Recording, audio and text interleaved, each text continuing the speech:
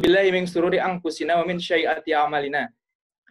May yahdihillahu fala mudhillalah wa may yudlil fala hadiyalah. Asyhadu an la ilaha illallah wahdahu la syarikalah wa asyhadu anna Muhammadan abduhu wa rasuluhu la nabiyya ba'da. Qala Allah Ta'ala fil Qur'anil Karim, a'udzu billahi minasy syaithanir rajim. Bismillahirrahmanirrahim. Iqra bismi rabbikal ladzi khalaq. Khalaqal insana min 'alaq. Iqra wa rabbukal akram alladzi 'allama bil qalam 'allamal insana ma lam ya'lam.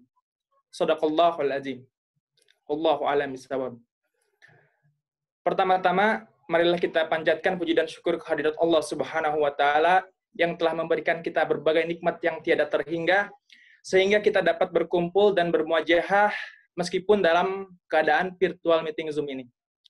Tak lupa sholawat serta salam semoga tercurah limpahkan ke junjungan alam Habibana wa Nabiyana Muhammad sallallahu alaihi wasallam kepada sahabatnya, keluarganya, tabi'in tabiatnya, dan semoga kita selaku umatnya yang insya Allah taat dan patuh pada ajarannya. Amin ya rabbal alamin. Perkenalkan, nama saya Muhammad Kiki Rizky dari Pendidikan Kepelatihan Olahraga B. Di sini saya selaku penyaji pertama yang akan membawakan tema Islamisasi sains dan penerapannya dalam beragam disiplin ilmu. Saya ingin menyinggung sedikit tentang Islamisasi sains. Islamisasi sains adalah merupakan salah satu upaya untuk mengintegrasikan nilai-nilai Islam ke dalam ilmu pengetahuan. Nah, Islamisasi sains itu berarti berarti mengislamkan atau melakukan penyucian terhadap sains dari produk Barat yang selama ini dijadikan acuan dalam pengembangan ilmu pengetahuan di kalangan pendidikan ini. Nah, Islamisasi sains itu berupa adalah memberikan warna-warna Islam terhadap apa saja bidang ilmunya, baik itu politik, ekonomi, dan lain-lainnya. Nah, tidak terlepas dari itu, sains dan agama memiliki keterkaitan yang sangat erat, dan keduanya tidak dapat dipisahkan. Nah, ini saya mengutip pendapat dari Muhammad Quraisy Shihab menjelaskan bahwa manusia dalam mencapai tujuan, sementara agama menentukan arah yang dituju. Ilmu menyesuaikan manusia dengan lingkungannya, agama menyesuaikan dengan jati dirinya. Ilmu menjadi hiasan lahir, agama menjadi hiasan batin. Ilmu memberikan kekuatan dan menerangi jalannya, agama memberikan harapan dan didorongan jiwa. Ilmu menjawab pertanyaan yang diawali dengan kata bagaimana, sedangkan agama menjawab pertanyaan yang diawali dengan kata mengapa. Ilmu dapat mengaruhkan pipi pemiliknya, sedangkan agama memberikan ketenangan bagi pemeluknya. Seperti itu. Nah, yang kedua adalah Al-Quran sebagai acuan atau sumber ilmu pengetahuan tertinggi dalam ilmu pengetahuan tentunya. Nah, Dr. Zakir Naik pernah mengatakan Al-Quran bukan sebagai buku berisi sains. Al-Quran adalah sebuah kitab suci yang berisikan kebenaran 100%. Jadi, di dalam Al-Quran itu sudah terbukti sains, ayat-ayat yang berhubungan dengan sains itu sudah terbukti 80%. Sisanya itu ambiguitas. Jadi, tidak terbukti benar ataupun salah. Seperti neraka, adanya kehidupan setelah kematian, adanya jin, setan, hari kiamat, dan lain-lain. Dan dari 20% itu, tidak terbukti 1% pun salah. Maka, selaku umat Islam yang mempunyai iman yang sangat tinggi, di dalam diri kita, sepatutnya kita dapat meyakini 100% bahwa tidak 80% lagi, bahwa hal yang dalam Al-Quran itu pasti dan akan terjadi. Waktu dan kapannya, insya Allah, Allah akan menjawabnya. Nah, Al-Quran diturunkan bukan hanya untuk orang-orang yang hidup pada masa Rasulullah saja, bukan juga untuk orang-orang yang hidup di abad ini, tapi Al-Quran ditunjukkan untuk seluruh umat hingga akhir zaman. Selanjutnya adalah saya akan menyinggung Islamisasi sains menurut olahraga ya, dalam bidang olahraga. Nah, berhubung dalam Al-Quran tidak disebutkan secara spesifik bahwa harus mengikuti olahraga seperti apa, namun dalam As-Sunnah perjalanan hidup Nabi itu telah menyunahkan setidaknya ada 3 pokok olahraga yang disunahkan. Dan tentunya berhubungan dengan sains juga. Yang pertama adalah berenang ya. Nabi menganjurkan untuk berenang. Dan ternyata luar biasa, subhanallah, kemampuan motorik kasar anak usia dini itu banyak diterapkan dengan cara-cara berenang untuk mengembangkan kemampuan motorik.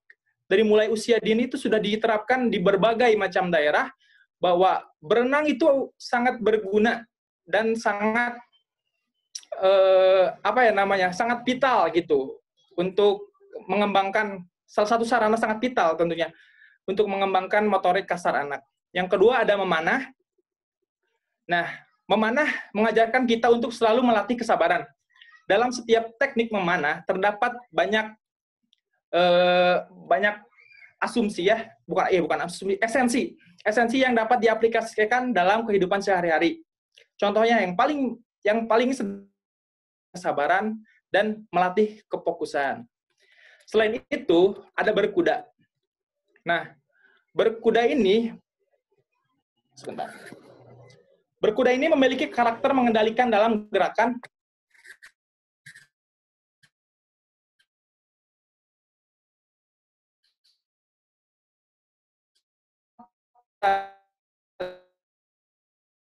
sangat pada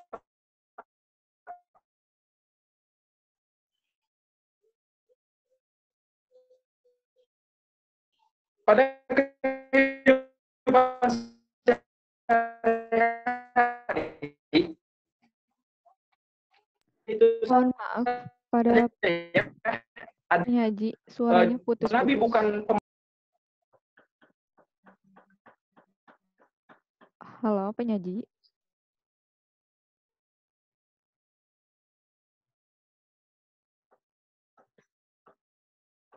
Yes. Sepertinya keluar ya penyajinya. Kita tunggu sebentar mungkin.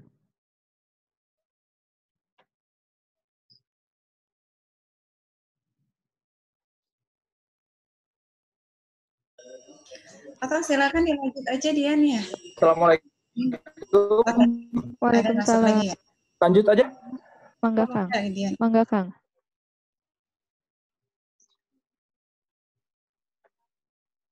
Sudah terdengar ya, Teh? Sudah. Halo? Halo, ya sudah. Mangga dilanjut, Kang. Ya. Sedikit saja terakhir.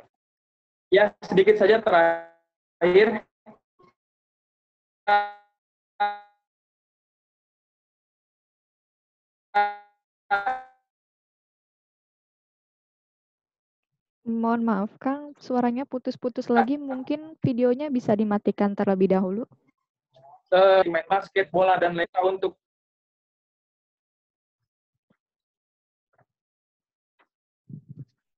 ketika Nabi bukan seorang pebasket atau seorang pesepak bola, tapi kita melakukannya itu tidak apa-apa. Kita niatkan olahraga itu sebagai penguatan diri kita agar lebih fokus dan kuat dalam menjalankan ibadah-ibadah atas nama Allah Subhanahu wa Ta'ala. Mungkin gitu saja ya, Teh. Dilanjut dari penyaji kedua. Terima kasih. Ya, terima kasih Kang Muhammad Kiki atas penyajiannya. Selanjutnya akan dilanjutkan oleh penyaji yaitu Febi Kartika dari jurusan Pendidikan Bahasa Jepang A. Kepadanya saya persilakan. Ya, Bismillahirrahmanirrahim. Assalamualaikum warahmatullahi wabarakatuh. Suara saya terdengar sebelumnya? Waalaikumsalam. Terdengar. Waalaikumsalam warahmatullahi wabarakatuh. Terdengar. Baik, Untuk moderator, terima kasih untuk waktunya. Selamat sore semuanya. Baik, pertama-tama saya akan memperkenalkan diri terlebih dahulu. Saya Febi Kartika dari jurusan Pendidikan Bahasa Jepang A. Oke, kali ini saya akan berusaha menyajikan materi yang berkaitan dengan tema kita kali ini, yaitu penerapan Islamisasi sains dalam berbagai disiplin ilmu. Mungkin di sini kawan-kawan udah ada yang nggak asing dengan tema ini, atau mungkin ada yang baru pertama kali dengar atau baru mempelajarinya seperti saya ya. Mungkin saya juga ini suatu tema yang awam bagi saya, tapi saya akan berusaha untuk menjelaskan kepada teman-teman sebisa saya sebaik mungkin. Sebelum mulai, saya mempunyai satu ayat Al-Quran, yaitu Quran Surat Al-Mujadilah ayat 11, yang bisa kalian lihat di layar kalian masing-masing. Di situ berbunyi, niscaya Allah akan meninggikan orang-orang yang beriman di antaramu dan orang-orang yang diberi ilmu pengetahuan beberapa derajat. Dari ayat tersebut, kita tahu bahwa kita sebagai umat muslim, nggak hanya harus beriman, tapi juga harus berilmu. Karena mungkin ada sebagian orang yang hanya mementingkan salah satunya. Bisa aja ada yang mentingin dunia, atau ada yang agamis banget gitu. Terus, ini sebagai reminder aja buat kita semuanya. Mungkin saat ini banyak banget ya paham sekularisme, yang mana paham agama itu artinya nggak boleh masuk, jadi nggak boleh dicampur adukan sama yang namanya paham-paham dunia seperti politik atau pengetahuan. Tapi di satu sisi saat ini umat Islam juga diuji dengan maraknya paham ini gitu. Karena zaman dahulu juga ada paham sekularisme ini.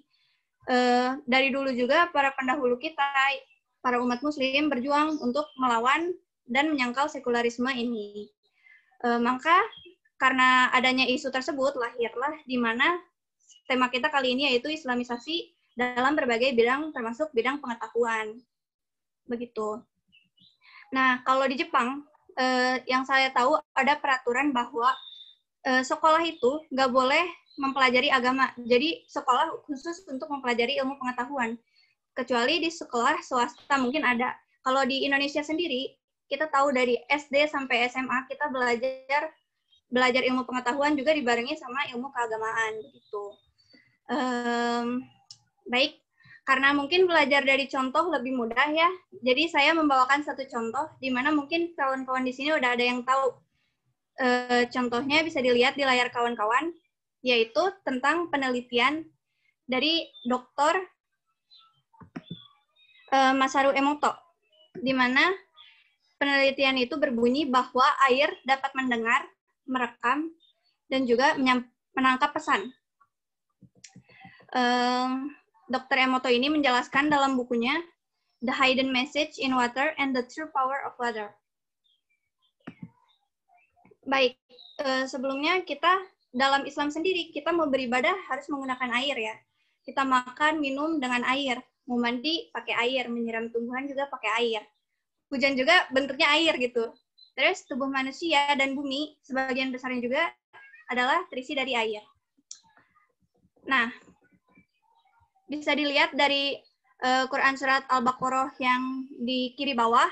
Di situ saya ingin menggarisbawahi di mana ada kalimat yang berbunyi gini. Dan apa yang Allah turunkan dari langit berupa air, lalu dengan air itu dia hidupkan bumi sesudah mati.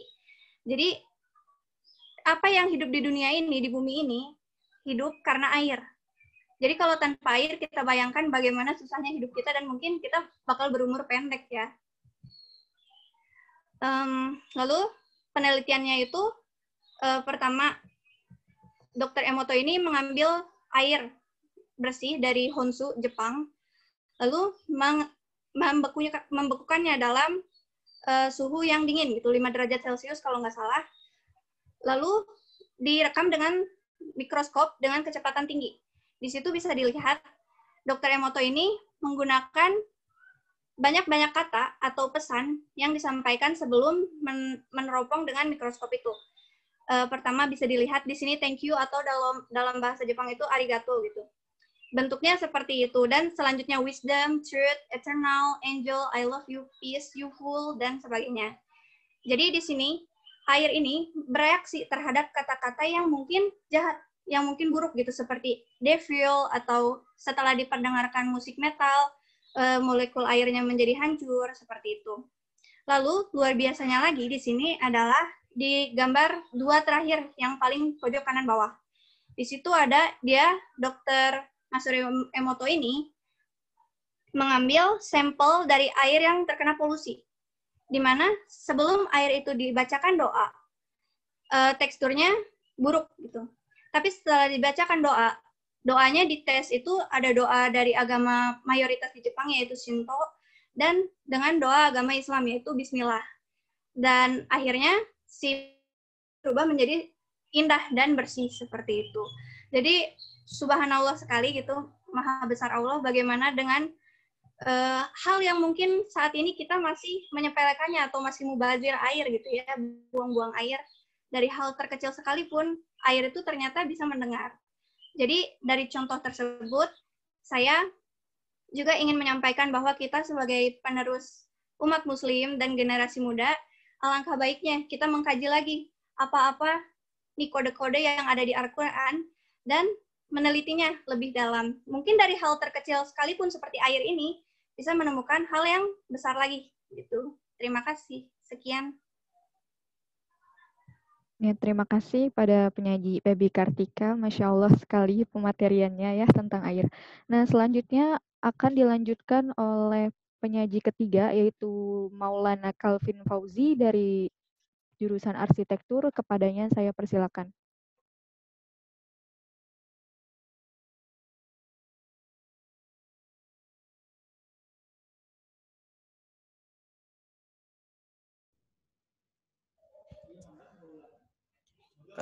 Assalamualaikum warahmatullahi wabarakatuh. Waalaikumsalam Waalaikumsalam warahmatullahi wabarakatuh. Sebelumnya mohon maaf untuk cam-nya ditutup karena sinyalnya kurang baik kalau misalnya pakai video. Di mana aja ya. Sebelumnya perkenalkan dulu, nama saya Maulana Calvin Fauzi dari jurusan arsitektur.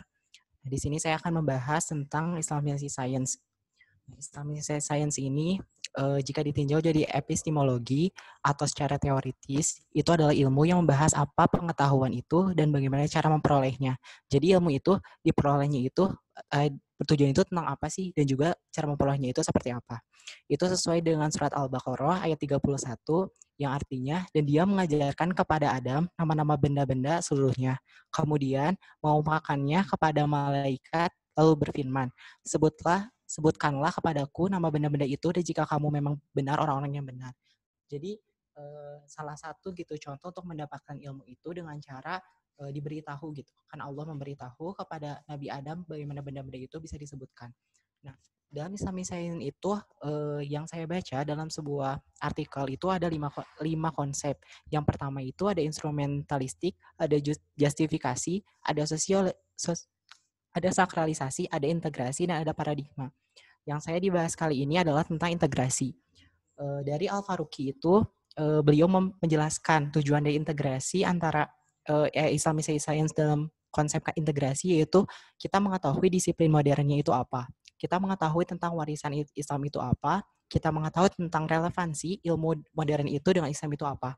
Selanjutnya juga kita bisa membentuk sintesis antara disiplin modern dan warisan Islam. Selanjutnya juga kita menjadi pemikir Islam yang patuh terhadap hukum-hukum Allah. Nah, dari integrasi tersebut saya ambil contoh sesuai dengan jurusan saya, yaitu dari arsitektur. Karena arsitektur itu mengenai seluk-beluk tentang bangunan. Di sini saya mengambil satu buah kamar mandi gitu.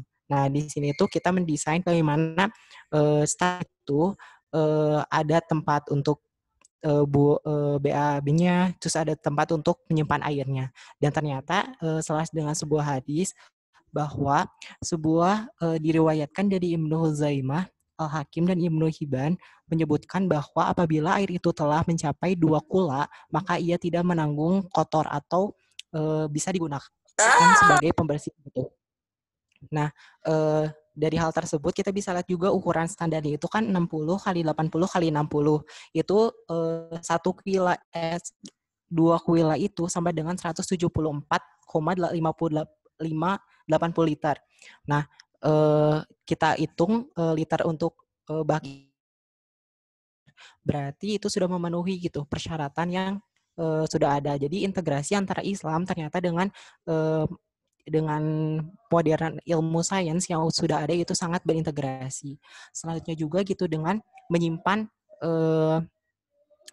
tempat untuk menyimpan airnya itu di sebelah kanan. Itu sesuai dengan hadisnya juga yang tertera di situ bahwa kita dilarang untuk menyentuh kemaluan dengan tangan kanan gitu, sehingga perilaku manusia dengan itu ada di sebelah kanan, maka tangan kanan yang akan mengambil air gitu, bukan, dan yang akan membersihkannya itu tangan kiri gitu.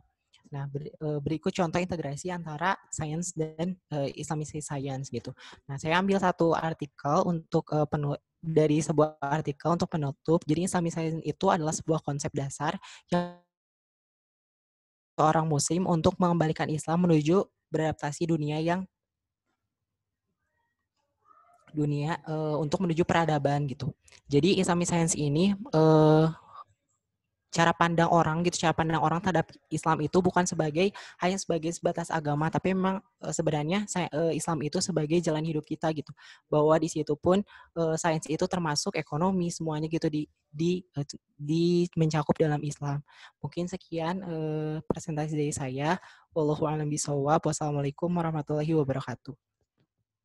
Waalaikumsalam warahmatullahi wabarakatuh. Waalaikumsalam warahmatullahi wabarakatuh. Terima kasih kepada para penyaji yang telah menyajikan materinya. Selanjutnya kita ke sesi diskusi selama 10 menit. Saya berikan waktu selama 10 menit kepada para peserta yang ingin berdiskusi atau bertanya. Silakan menyalakan mic-nya atau boleh di kolom chat.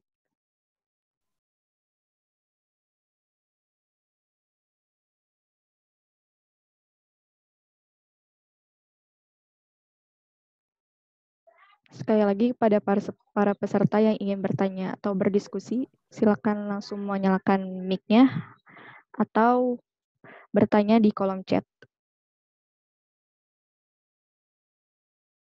Izin bertanya. Boleh, Kang. Iya, mungkin untuk tadi penyaji nomor 3, Kang Maulana ya. Kan tadi tuh ada dalam arsitektur tuh ada yang namanya desain tentang apa ya tadi teh? Bak mandi ya. Yang dimana itu ada desainnya untuk mengukur segala macam gitu. Nah, dalam Islam kan ada yang namanya syarat untuk sahnya wudhu tuh minimal 2 kula ya. Nah, kira-kira kalau misalkan untuk orang awam nih, kita kira-kira 2 kula tuh segimana gitu? Maksudnya kira-kira 1 lebar tangankah atau segimanakah gitu ukurannya? Kalau misalkan nggak ada meteran atau apa nih? Gitu, Kang, bener. Baik, mau ditampung dulu atau langsung dijawab kepada penyaji ketiga? Mungkin boleh langsung dijawab aja ya. Mohon maaf sebelumnya tidak bisa on cam untuk hal tersebut gitu. Jadi untuk tadi sudah disebutkan bahwa 2 kuila itu kan 170 sekian liter. Nah, untuk sebenarnya untuk tingginya aja yang ada gitu. Untuk tingginya itu yang dari artikel yang saya baca itu sekitar 70 cm gitu. Jadi untuk 70 cm itu sudah bisa digunakan sebagai batasan untuk air itu bisa digunakan sebagai mensucikan gitu atau bersih terhindar dari kotoran gitu. Jadi 70 cm. Tadi kan yang di contoh saya 80. Berarti itu sudah sangat mencukupi sekali gitu untuk sebagai air yang digunakan dalam mensucikan gitu. Terima kasih. Semoga menjawab.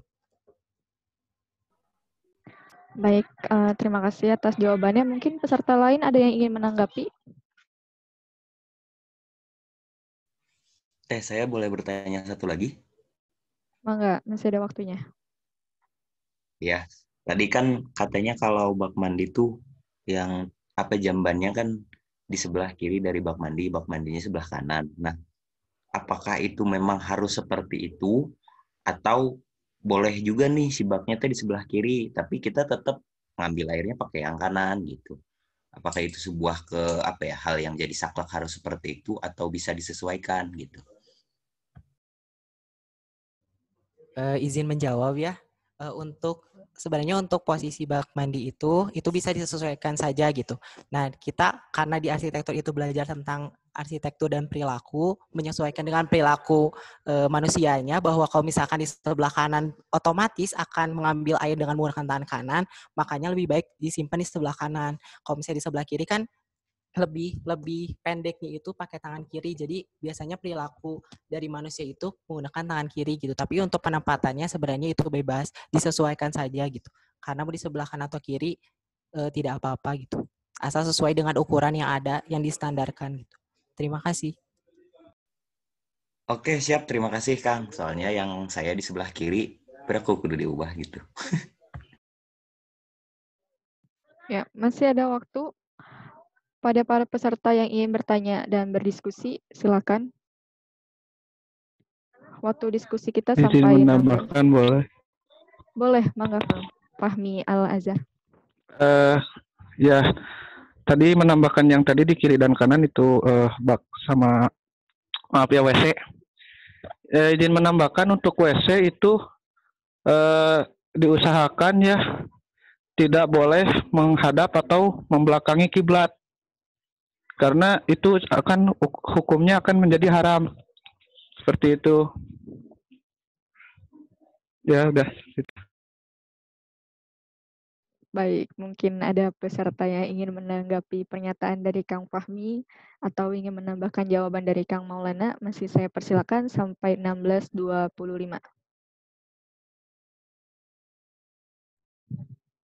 Assalamualaikum, izin. Waalaikumsalam, mangga Kang.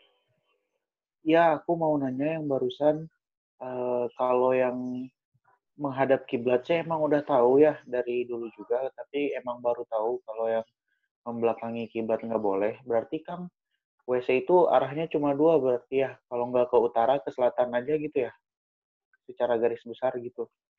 Ya.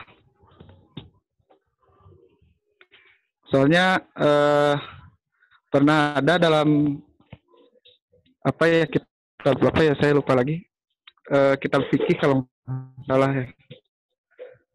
Tapi judulnya lupa lagi. Ya emang seperti itu. Kalau misalnya ini maaf ya, itu tidak boleh menghadap atau membelakangi kiblat gitu. Seperti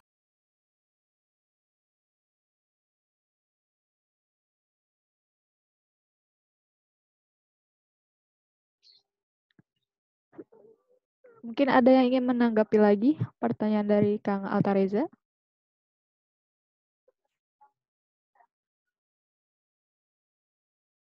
Silakan para peserta. Apakah untuk Kang Altareza, apakah jawaban ini membantu? Ya, alhamdulillah membantu. Di FPBS juga alhamdulillah ke utara arahnya. Alhamdulillah ya. Mungkin kita lanjutkan supaya kita mendapatkan insight baru, sudut pandang baru. Kita lanjutkan ke pematerian oleh dosen narasumber yaitu Ibu Nurti Budianti. Kepadanya saya persilakan.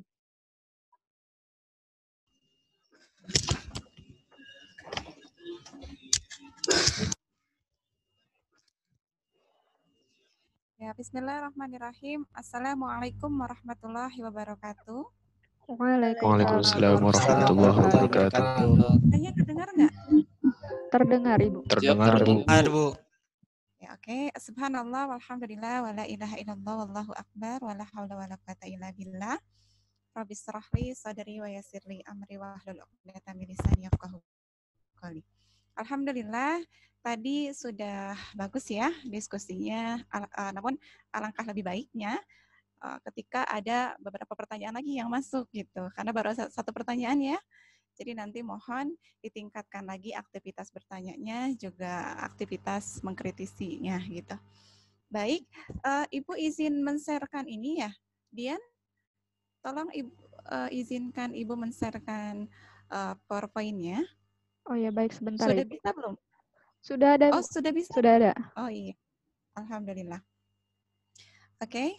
Kita akan membahas tentang penerapan Islamisasi sains dalam berbagai disiplin ilmu. Tadi Ibu sudah menyimak ya dari awal itu ada Febi, ada Muhammad Rizki, dan ada Maulana yang masing-masing di jurusan berbeda. Tadi alhamdulillah juga dibahas dari segi olahraganya ya, kemudian dari segi molekul air itu ya, kemudian dari segi yang tadi itu arsitektur ya. Subhanallah, itu menunjukkan bahwa betapa luar biasanya Islam gitu ya. Nah, sebagaimana yang tadi sudah disampaikan oleh Muhammad Rizki ya, bahwa yang tadi surat Al-Alaq, Iqra bismi rabbikal ladzi khalaq.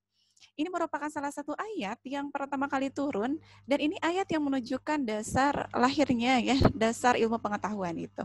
Kenapa? Karena para ulama sepakat bahwa kata Iqra itu kan, Iqra itu merupakan salah satu bentuk fi'il amar ya, perintah bacalah gitu. Ini merupakan salah satu bentuk untuk mendorong umat Islam memperdayakan akal kita dengan baik gitu untuk mendalami ilmu agama, ilmu pengetahuan. Oke. Nah, kemudian kita akan beralih kepada hakikat ilmu pengetahuan itu sendiri. Pengetahuan merupakan segala sesuatu yang diketahui, yang diperoleh dari sentuhan panca indera terhadap objek tertentu. Pengetahuan pada dasarnya merupakan hasil dari proses melihat, mendengar, merasakan, dan berpikir yang menjadi dasar manusia dalam bersikap dan bertindak.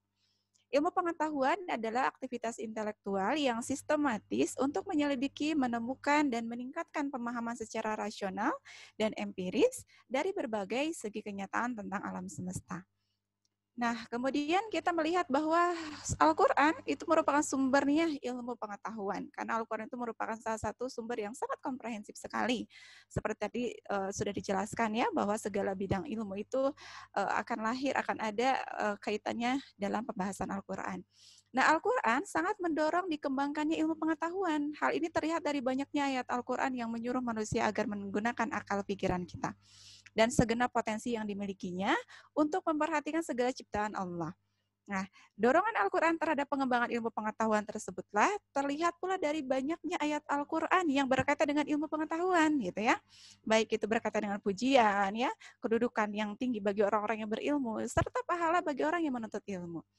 Nah, walaupun banyak sekali temuan di bidang ilmu pengetahuan yang sejalan dengan kebenaran ayat-ayat Al-Quran, namun Al-Quran bukanlah buku tentang ilmu pengetahuan. Al-Quran tidak mencakup cabang ilmu pengetahuan, melainkan sumber ilmu pengetahuan. Nah, kita lihat dalam Al-Quran itu ada kata tentang term ilmu ya. Term ilmu itu hampir 854 kali diulang dalam Al-Quran.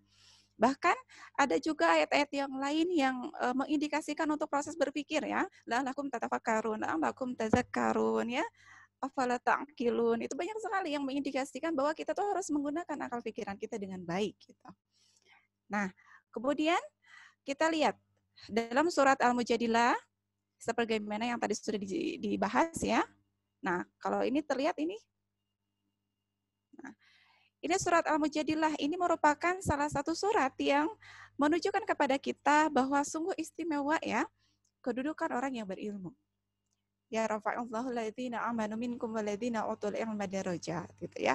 Allah akan mengangkat orang-orang yang berilmu, juga orang-orang yang beriman ya, orang yang beriman juga berilmu di antara kalian beberapa derajat. Ini merupakan salah satu motivasi ya, ayat untuk memotivasi kita sebagai mahasiswa di jurusan apapun itu ya, mau jurusan arsitek, mau jurusan olahragaan, mau jurusan kimia, biologi, geografi, dan lain sebagainya, untuk senantiasa kita semangat dalam mendalami ilmu dan kaitkanlah ilmu tersebut dengan ilmu agama gitu. Sehingga ilmu pengetahuan itu tidak bersifat parsial gitu. Parsial itu artinya tidak disambungkan dengan ilmu agama gitu ya. Nah, Al-Quran adalah kitab yang berisi petunjuk terhadap petunjuk dalam pengembangan ilmu pengetahuan. Yakni, agar ilmu pengetahuan dikembangkan untuk tujuan peningkatan ibadah, akidah, dan akhlak yang mulia. Al-Quran tidak hanya menjelaskan tentang sumber ilmu, melainkan juga tentang cara mengembangkan ilmu dan manfaat ilmu itu sendiri. Maka kita kenal ya, ada yang sudah belajar filsafat? Pasti ada ya, karena sudah semester 5 nih. Dalam filsafat ilmu itu kita kenal ada ontologi, epistemologi, dan aksiologi. Ontologi kita berbicara tentang bagaimana hakikat ilmu itu ya, tentang hakikat ilmu pengetahuan. Kemudian epistemologi, bagaimana kita membicarakan tentang cara memperoleh ilmu tersebut gitu ya. Kemudian aksiologi, bagaimana manfaat dari ilmu tersebut gitu. Maka ketika kita berbicara tentang ilmu pengetahuan, tidak lepas dari 3 hal ini. Nah, kemudian bagaimana ciri ilmu pengetahuan itu? Pertama itu adalah sistematis.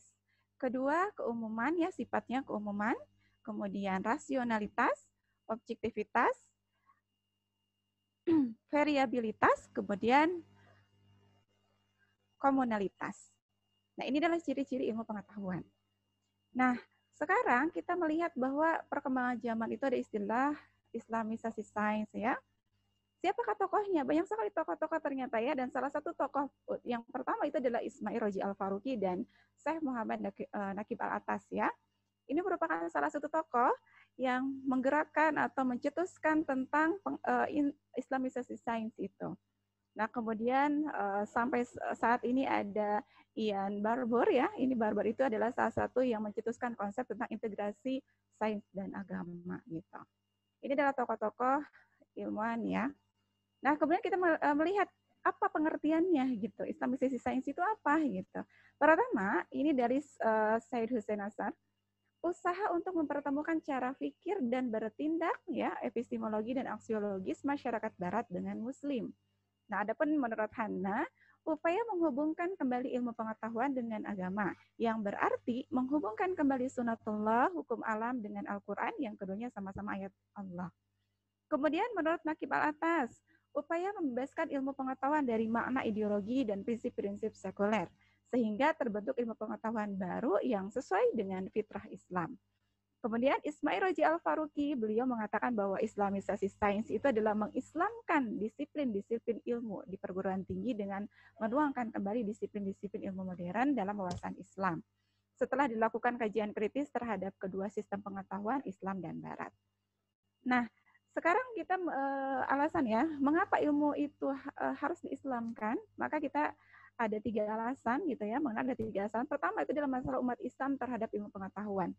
Yang kedua, ilmu pengetahuan kontemporer yang tidak bebas nilai gitu. Yang ketiga, ilmu pengetahuan yang dimiliki umat Islam masih dikuasai Barat. Nah, 3 alasan inilah yang harus kita harus menjadi penyemangat kita bahwa Islamisasi sains itu harus kita tunjukkan dan harus kita lakukan gitu. Karena mungkin kalau misalkan pendidikan kita terus sekuler atau bahkan ilmu pengetahuan bersifat parsial, itu tidak akan ada ruh Islamnya gitu ya, sehingga tidak akan ada nilai-nilai keislaman gitu. Maka dari itu perlu untuk mengislamkan ilmu pengetahuan. Nah, lantas apa yang diislamkan itu gitu ya? Apa yang diislamkan dari sebuah ilmu itu? Kita tahu bahwa ilmu menurut Ahmad Tafsir, beliau mengungkapkan bahwa ilmu itu ada 2 gitu. Ada yang disebut dengan ilmu kasbi, ada yang disebut dengan ilmu laduni. Ilmu kasbi itu adalah ilmu yang diusahakan gitu ya. Ini nih contohnya Febi. Febi itu belajar. Ketika Febi belajar, kemudian Febi menjadi tahu tentang ilmu arsitektur misalkan. Nah, itu adalah ilmu kasbi, ilmu yang diusahakan dengan belajar gitu ya. Yang kedua, ada ilmu laduni. Ilmu laduni itu adalah ilmu yang tiba-tiba datang, dan itu datangnya hanya kepada orang-orang pilihan Allah gitu ya. Boleh jadi itu kepada orang-orang yang taat beribadah kepada Allah gitu ya, yang itu termasuk kepada orang pilihan Allah. Nah, sekarang kita lihat bahwa ilmu ini tidak terlepas dari akal, qalbu, dan jiwa. Kenapa? Karena memang ketika kita menghasilkan ilmu pengetahuan, akal ya, pikiran kita, kemudian hati kita dan jiwa kita harus berdasarkan atau berlandaskan kepada prinsip tauhidullah gitu. Jadi prinsip mengesahkan Allah, bagaimana kita tuh punya ilmu, tapi ilmu tersebut tuh harus bisa mengantarkan kita, mendekatkan diri kita kepada Allah gitu. Nah, bagaimana caranya? Ya, ini yang pertama adalah sadar akan status kita. Statusnya siapa? Statusnya adalah hamba Allah gitu. Jadi kalau Ibu tanya nih ke Dian, status Dian misalkan di Universitas Pendidikan Indonesia itu apa? Dian jawab, Dian mahasiswa katanya, kata Dian. Kalau misalkan status Dian mahasiswa, tentu Dian tahu ya hak dan kewajiban Dian sebagai mahasiswa itu apa gitu ya. Nah, begitupun dengan ketika kita sadar akan status kita sebagai abdun itu adalah hamba Allah gitu ya. Ketika kita sadar status kita sebagai hamba Allah, maka kita akan sadar pula hak dan kewajiban kita yang harus kita lakukan itu apa. Gitu ya, haknya misalkan mendapatkan pertolongan dari Allah gitu ya, dan kewajibannya apa? Beribadah dengan baik, dengan benar dan baik gitu ya. Nah, kemudian peran dan fungsinya apa? Peran fungsinya manusia itu adalah sebagai khalifah. Sebagaimana tadi juga disebutkan ya dalam Quran surat Al-Baqarah itu, ini ja'alun fil ardi khalifah gitu kan, kita dijadikan sebagai khalifah, wakil Allah gitu ya di muka bumi ini. Artinya menegakkan kebenaran, menegakkan nilai-nilai Islam gitu. Salah satunya melalui ilmu pengetahuan. Kemudian tujuannya apa? Tujuannya adalah beribadah gitu. Jadi ketika ada orang yang berilmu, dia sadar akan statusnya, dia sadar akan peran dan fungsinya, juga tujuannya dia sadar gitu ya, berlandaskan prinsip tauhidullah ini, maka dia akan senantiasa mengamalkan ataupun mendalami ilmu tersebut, ilmu yang dia miliki itu dipadukan dengan iman yang kokoh yang ada dalam dirinya, sehingga nanti akan lahirlah butiran amal soleh gitu ya. Maka pantas saja kasus sekarang itu kan banyak sekali orang yang ateisme ya, banyak sekali orang yang punya ilmunya gitu ya, punya ilmu, bahkan kan itu seorang profesor yang non muslim yang dimana itu di negara apa ya, Ibu lupa, itu kan sampai dia itu salah satu seorang profesor, seorang ilmuwan, tapi di akhir hayatnya dia bunuh diri gitu. Karena apa? Dia hanya orang berilmu tapi imannya tidak dia miliki gitu. Maka kosong nantinya ya, tidak akan menjadi butiran amal soleh. Maka jadi mengislamkan ilmu itu berarti mengislamkan dengan segala yang ada dalam jiwa kita ya, jiwa, akal, qalbi kita, dan bukan mengislamkan teknologi atau hasil teknologinya saja gitu. Nah, kemudian kita mengenal ada langkah-langkah atau strategi yang dilakukan dalam mengislamkan atau islamisasi sains gitu ya. Ini dicetuskan oleh Ismail Raji Al-Faruqi, ada 5 tahapan. Yang pertama adalah menguasai disiplin-disiplin ilmu modern gitu ya. Kedua, menguasai khazanah Islam ya secara komprehensif. Yang ketiga, menentukan relevansi Islam yang spesifik pada setiap bidang ilmu pengetahuan modern. Yang keempat, mencari cara-cara untuk mencari sintesa kreatif antara khazanah Islam dengan khazanah ilmu pengetahuan modern gitu. Yang kelima, mengarahkan pemikiran Islam lintasan-lintasan yang mengarah pada penemuan pola perencana Allah gitu ya. Pemenuhan pola-pola yang sesuai dengan rancangan Allah gitu. Nah, kemudian kita dan pada akhirnya gitu ya, hakikat tujuan islamisasi sains itu adalah pertama, penguasaan disiplin ilmu modern, kedua, penguasaan khazanah warisan Islam, ketiga, membangun relevansi Islam dengan masing-masing disiplin ilmu modern, keempat, memadukan nilai-nilai dan khazanah warisan Islam secara kreatif dengan ilmu-ilmu modern, kelima, pengarahan aliran pemikiran Islam ke jalan-jalan yang mencapai pemenuhan pola rencana Allah. Nah, hakikatnya adalah kekuluasan ilmu yang kita miliki itu harus mengantarkan kedekatan kita kepada Sang Pencipta, gitu ya. Jadi di sini adalah mahasiswa-mahasiswa yang insya Allah gitu ya, luar biasa sekali ilmunya, tapi jangan sampai ilmu yang kita miliki itu malah menjadikan kita jauh dari Allah gitu ya. Maka ini yang harus kita garis bawahi, yang harus kita tanamkan pada pertemuan ini, bagaimana caranya ilmu yang kita miliki itu bisa mendekatkan kita kepada Allah gitu ya. Jadi mau di jurusan kimia, fisika, teknologi, ataupun arsitektur, dan lain sebagainya, maka ilmu tersebut kaitkanlah dengan ilmu agama, agar ilmu yang kita pelajari pun akan bernilai pahala, gitu ya. Nah, tadi sebagaimana yang disampaikan oleh penyaji, Ibu juga teringat bahwa banyak sekali ilmuwan-ilmuwan non-muslim gitu ya, yang akhirnya beliau itu pindah ke agama Islam gitu ya. Salah satunya adalah tadi ya, ketika meneliti molekul-molekul air. Itu ada salah satu ilmuwan yang non-muslim gitu ya. Tiba-tiba ketika meneliti molekul air gitu ya, dan membandingkan dengan air Zam-Zam gitu ya, tiba-tiba beliau juga ketika subhanallahnya gitu ya, dia juga masuk Islam. Kemudian yang selanjutnya ada salah satu ilmuwan juga yang meneliti tentang bersin. Kenapa sih umat Islam ketika bersin mengucapkan alhamdulillah gitu ya? Nah, ternyata ketika ada seorang ilmuwan itu meneliti sampai kenapa gitu ya, ketika umat muslim itu bersin mengucapkan alhamdulillah, ternyata ketika bersin itu mengeluarkan bakteri yang ada dalam tubuh kita. Maka pantas saja umat Islam mengucapkan alhamdulillah gitu ya. Kemudian ada lagi seorang ilmuwan lagi nih, yang ketika meneliti Ka'bah gitu ya, di tataran dunia, kemudian dan lain sebagainya, banyak sekali orang-orang yang tiba-tiba masuk Islam karena mempelajari ajaran Islam itu sendiri gitu. Mudah-mudahan ini menjadikan semangat bagi kita semua untuk terus menuntut ilmu, karena sungguh luar biasa jaminan Allah untuk orang berilmu. Ya, jadi Dian, kemudian Muhammad Rizki, ya, Febi Maulana dan yang lain-lain. Ada salah satu hadis Rasulullah mengatakan bahwa orang yang ahli ibadah dengan orang yang berilmu itu derajatnya bisa lebih mulia orang berilmu. Karena kenapa gitu? Karena orang yang ahli ibadah tanpa didasari ilmu, maka boleh jadi ibadahnya akan sia-sia gitu ya. Tapi kalau dia berilmu, kemudian melakukan ibadah yang benar, itu kan menjadi amal soleh. Maka semangatlah kita untuk menjadi generasi orang yang berilmu, dan niatkan ketika menuntut ilmu itu semata-mata mengharapkan ridho Allah gitu ya. Barangkali itu saja yang bisa Ibu sampaikan pada kesempatan kali ini. Mudah-mudahan kita semua bisa menjadi generasi orang-orang yang berilmu yang senantiasa diridhoi Allah. Gitu ya. Amin Amin. ya Ya rabbal Rabbal alamin. Alamin. Nah, itu kembalikan kepada Dian. Mangga Dian. Baik, terima kasih atas pematerian yang Masya Allah luar biasa oleh Ibu Nurti Budianti.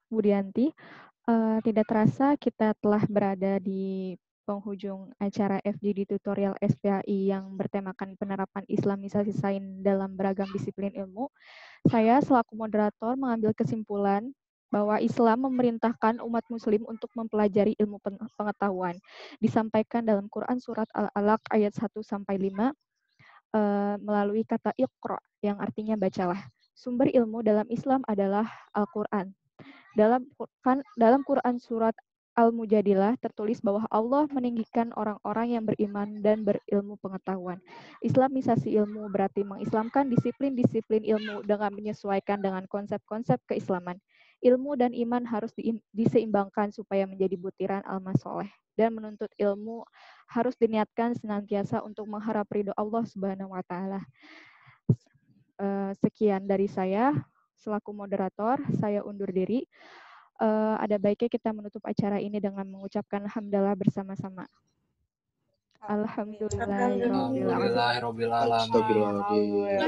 Gimana tutorial? Biar pada semangat tutorial. Alhamdulillahirabbil alamin. Cerdas, ikhlas, istiqomah. Allahu Akbar. Ya, saya Allahu Akbar. Saya Dian Zafarina selaku moderator pada acara sore hari ini. Mohon undur diri. Wassalamualaikum warahmatullahi wabarakatuh. Jangan lupa. Waalaikumsalam warahmatullahi wabarakatuh. Assalamualaikum warahmatullahi wabarakatuh. Jangan lupa untuk mengisi presensi out ya pada para peserta. Terima kasih Ibu Nurti Budianti. Dan terima kasih kepada para penyaji yang telah menyajikan materinya.